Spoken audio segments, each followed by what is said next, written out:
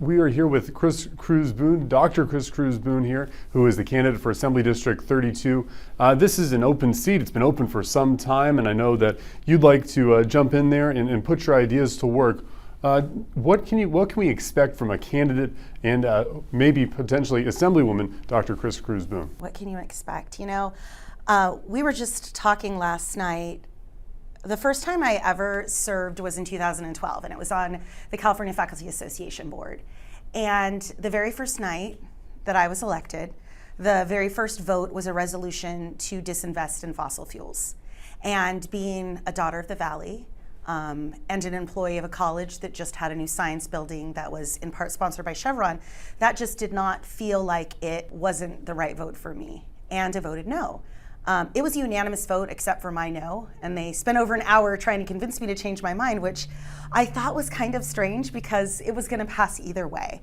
But I stuck to my guns and I stayed true to who I was. And in the last 12 years as a community leader, I've done the same thing.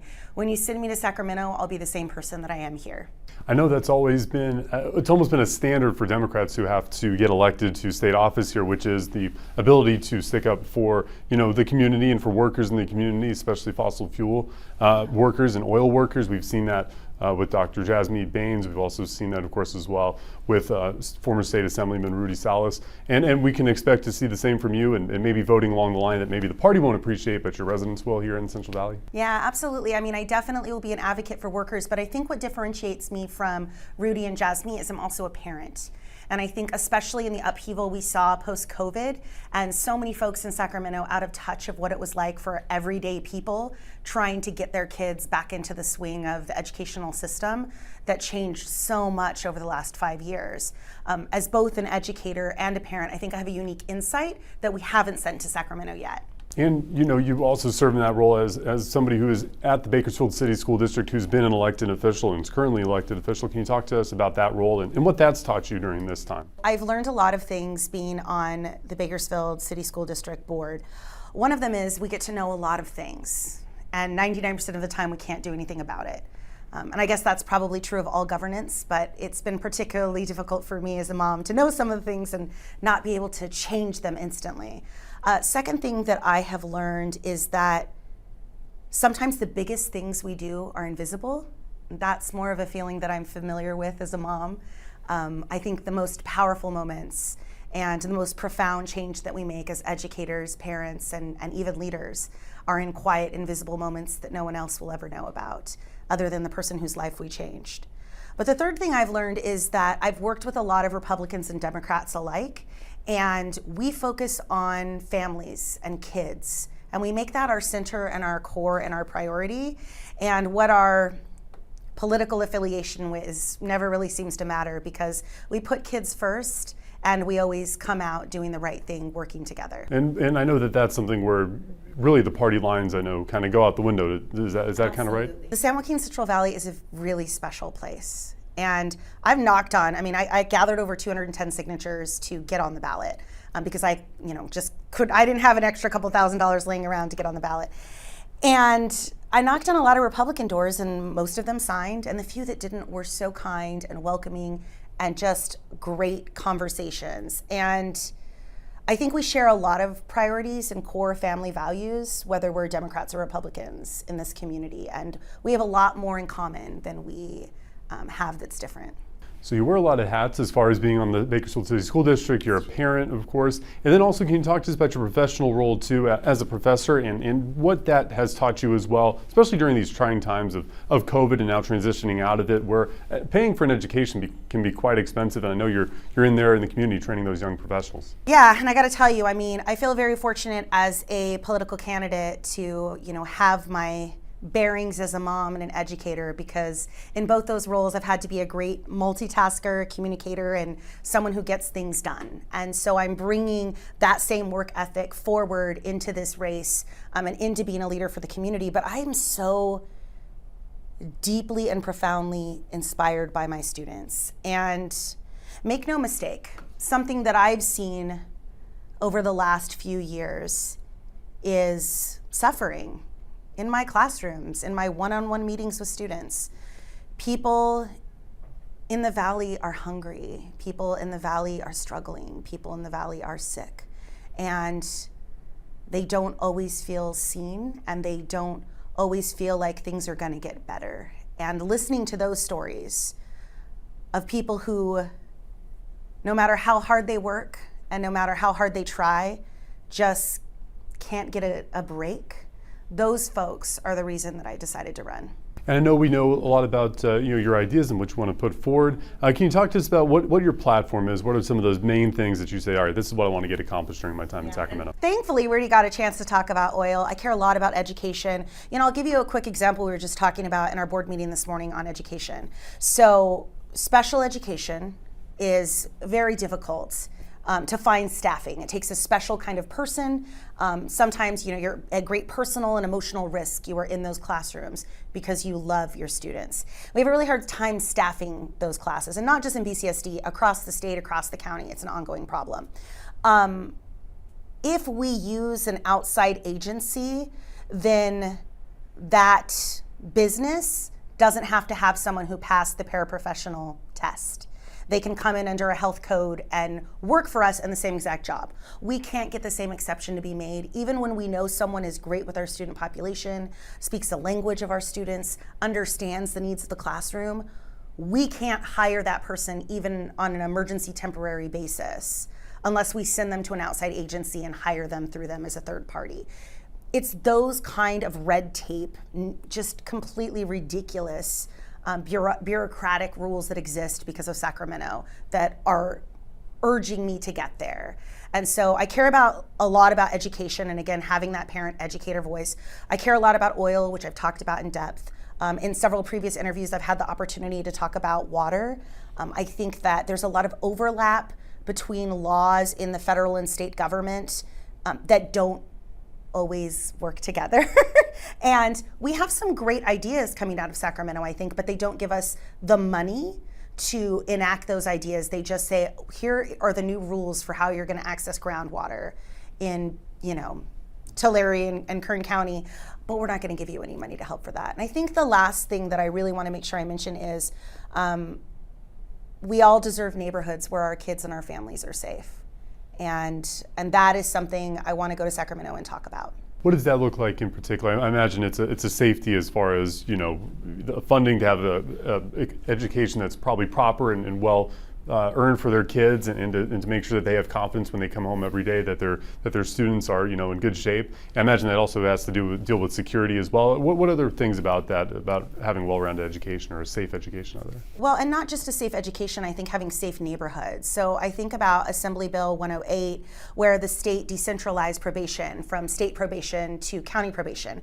And I just yesterday was looking through the state dashboard, and even though we have a very high concentration of prisons here in Kings, Tulare, and Kern County, you'll see that those counties are getting a disproportionate amount and allotment of funding to enact transitionary programs for formerly incarcerated folks than places like Los Angeles or San Francisco.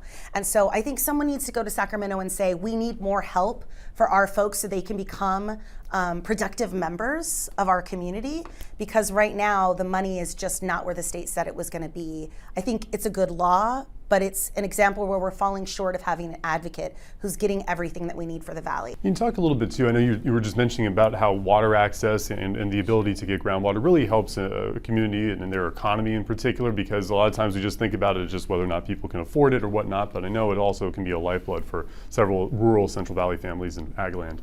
Yeah, I mean, I agree. My stepfather, Doug, works for the Water Resource Management up in Tehachapi, and so I'm very familiar with the way that they access water in Cummings Valley through the aqueduct there, and their challenges are very different than the challenges that we're facing, out in Taft. And so this is, Assembly District 32 is a very broad district. At the end of the day, what matters is someone who understands that things are different in Modesto and Visalia and Tehachapi and Pine Mountain Club than they might be in Bakersfield proper, where we really need to consider industry. And someone needs to go to Sacramento who understands that balance and listens to all of those voices. I know one of the difficult things, I know everyone always would probably ask you this about this seat, is how it is heavy Republican favored as far as registration is concerned and past results, and the fact that Vince Fong didn't even have a challenger in 2022. How do you change that mindset? How do you go out there? Is it through knocking on the doors, and is it through making yourself known to people who don't know you already? Yeah, I mean, I appreciate you giving me this opportunity to speak directly to your viewers. I don't think people care whether I have an R or a D by my name. I am a registered Democrat, in large part because I'm an educator. But there have been times that the Democratic Party has disappointed me. And I think there are people in this community who are registered Republicans, and there have been times where their party or their candidates have disappointed them as well. I think what matters to your listeners, I know what matters to me, is electing someone who represents our family values, our faith system, who understands our issues. We have all been disappointed by someone, whether they have an R or a D next to their name. And in the same token, I've been helped many times over by someone with an R next to their name, because all of the folks in this community who are doing good work put our community at the center of what they do. And I don't think it matters what my voter registration says. And as that goes then to just a head-to-head look at you versus Stan Ellis, what are some of the things that you think really separate you two as candidates? Well, I mean, I have fabulous hair. That's a good line. That came to mind. No, no. I think, I'm currently a parent with kids in public school, and Mr. Ellis, I haven't had an opportunity to meet him yet, but everything I read show that he is, successful in his own right as a salesman, as an entrepreneur, as an inventor. There are lots of things that he has done to become someone with hundreds of millions of dollars. And at the end of the day, that's the biggest difference between us. I'm a teacher, and he's a multimillionaire. And I'm in touch with a different group of people who are experiencing a different day-to-day experience than he is. So when my electric bill was $900 back in August, we had to adjust all of our finances that month as a family. That same kind of experience is not going to be felt in the real world, tangible way, I think, by folks like Mr. Ellis. I think he does a great job esoterically talking about the price of gas, the price of eggs, the price of sending a kid to school. But my partner and I are literally, like John and I literally sit at the table every night and figure out, can we afford to run this campaign and still make sure our daughter goes to college next fall?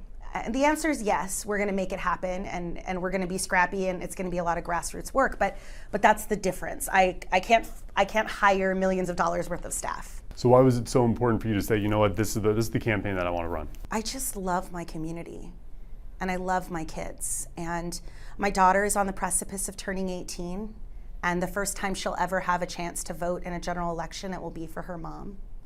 And being a candidate worthy of her, worthy of change, worthy of my community, this is that moment. And a lot of strange things are happening. This is not a regular election. This is not a presidential election where everyone's looking the other way. This is a moment where we can talk about issues that are at the heart of our valley. And that matters. That really matters to me. Just even getting to talk about the things that matter to folks that I meet in Ridgecrest, in Kernville, in Tehachapi, or walking door to door in Bakersfield. Having the opportunity to talk with those folks and bring a larger audience to their issues, it matters. And I'm excited to be their voice. Last couple questions for you. I know one of those things that's always tough to do, especially in a special election, and especially after a presidential election followed by the special election, is to get out engagement. It sounds like you really love doing the door knocks, and I know it can be hard work, but I imagine it's some fun work for you as well. Yeah, I'm really enjoying it. The community has embraced me so completely. And I think people underestimate the network of moms who've cut up oranges for soccer games, to folks who take their kids to church every weekend, I'm the assistant coach of my kids' debate team. I'm very visible in the community, and I'm always giving back. And in all of those little moments, people already know who I am. I don't have to knock on their door. I just have to ask them to remember to mail in their absentee ballot. And what does that perfect 2025 look like for you? I imagine it starts with a good performance in February. I mean, getting our voters to turn out and combating voter apathy, not having any big crazy surprises. I mean, if I'm being completely honest, we're a military family. My baby sister is currently serving in the Navy, as is her husband, and there's a lot of conflict in the world. So my perfect 2025 is one where my sister doesn't get sent to fight in a needless war. Well, we'll be looking forward to seeing just what the rest of this 2025 has to offer, and imagine a good start in February would be something nice for you as well. Thank you so much for coming in and joining us. I super appreciate this. It's been wonderful.